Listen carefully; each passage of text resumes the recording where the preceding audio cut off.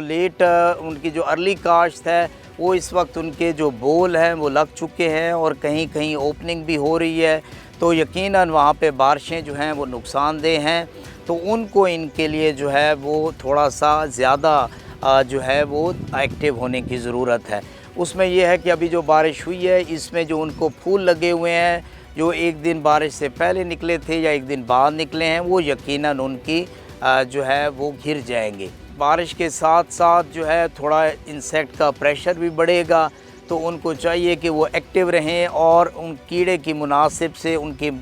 हिसाब से जो है बर वक्त स्प्रे करें ताकि उसका बर वक्त तदारक हो और उनकी फसल जो है वो नुकसान से महफूज रहे, कीड़ों के नुकसान से महफूज रहे। मैं हूं डॉक्टर खालिद हुसैन, मैं यहां डायरेक्टर हूं। काटन की जो मौजूदा सूरत हाल है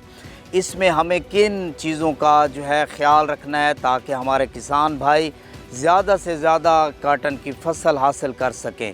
इसमें हमारे दो तरह के किसान हैं, एक वो जिन्होंने मार्च में जो है कपास काश्त की है और एक वो जिन्होंने गंदम के बाद काश्त की है।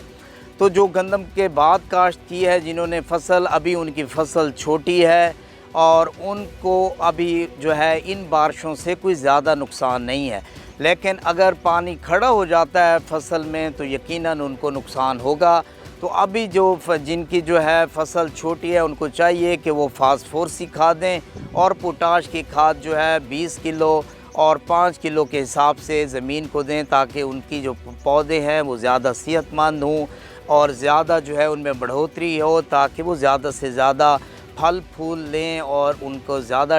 अपना बोल लगें और वो ज़्यादा कपास हासिल करें। इस साल जो है जो हमने टारगेट बनाए हैं वो अगर हम इसको 85 लाख बेल्स इसमें हासिल कर लेते हैं तो इसमें जो हमारी जो ज़रूरत है टेक्सटाइल की वो पूरी होगी।